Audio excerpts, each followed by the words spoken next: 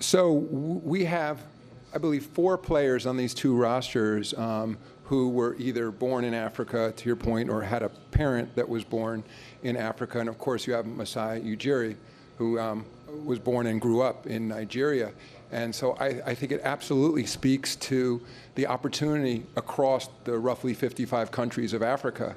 I think it's one of the places we're looking in the world where we see enormous opportunity. Certainly China as well. We're opening with games in Mumbai, India for the first time next season. But in Africa, we've elected to launch a league, which will be starting in March of 2020 with 12 clubs. The format will be more like a Champions League, so sort of the best of Africa playing in club competition. But we see enormous opportunity. I think it's ultimately it's because of the transformational nature of digital media, where in Africa, country of a continent of over 1 billion people, where there are something like 700 million cell phones, 400 million of which are smartphones. So it's been revolutionary in terms of the people of Africa's ability to watch our games in real time, on handheld devices. So we see enormous growth opportunities, both in terms of players and for participation, and ultimately an interest for the league.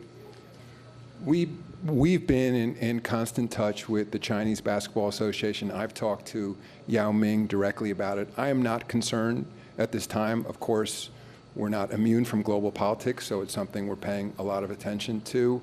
I look, though, to sports, and this is something Yao and I have discussed, where we can use basketball maybe in the way ping pong was used in the days of Richard Nixon, that there could be something called basketball diplomacy, and it is an area where our 2 countries have excellent history of cooperation, where we work closely with the Chinese Basketball Association on player development, referee development.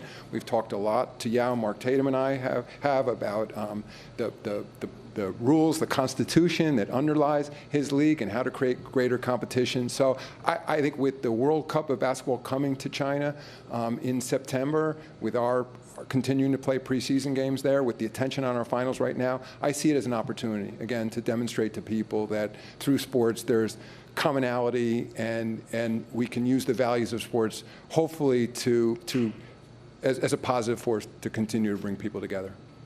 What I believe we can do more of is work directly with the Chinese Basketball Association. Again, that's something that I've talked a lot to Yao about. In fact, for our summer league in Las Vegas, the Chinese national team for the first time will be participating in the summer league. So I think that's an important sign. I also think we are in the process of building academies in China to help develop the young players there. Again, I think because of Yao's experience in the NBA, he sees how it's done, not just in the United States, but in other places in the world. And I think he understands that given the enormous number of young people, boys and girls, playing basketball, there's more that we can be doing to develop elite players. In terms of overall popularity, we have a terrific media relationship with Tencent.